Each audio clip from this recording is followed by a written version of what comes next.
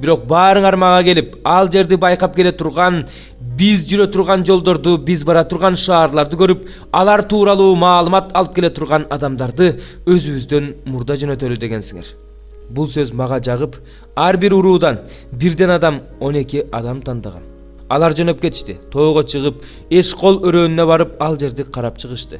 Ал жердин түшүмүнөн бизге алып келишти. Маалымат беришти да, Кудай Теңирибиз бизге берип жаткан жер жакшы жер экен деп айтышты.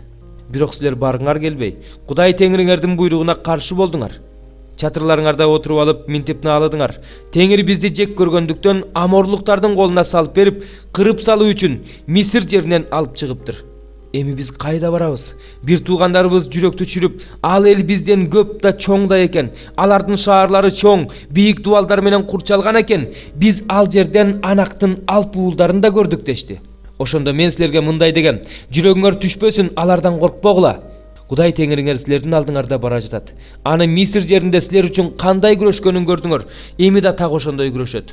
Сен чөлдөн бул жерге жеткенге чейин жолду катар Кудай Теңириң сени атасы баласын көтөргөндөй көтөрүп келгенин көрдүң. Бирок силер ошондо да Кудай Теңириңерге ишенген жоксуңар.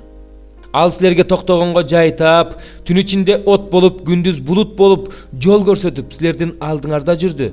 Теңир силердин сөздөрүңөрдү укканда каарданып мындай деп ант берген: мен силердин ата-бабаларыңарга берем деп убада кылган жер соорусун бул элдин ичинен, бул ниети жаман тукумдун ичинен эч ким көрбөйт.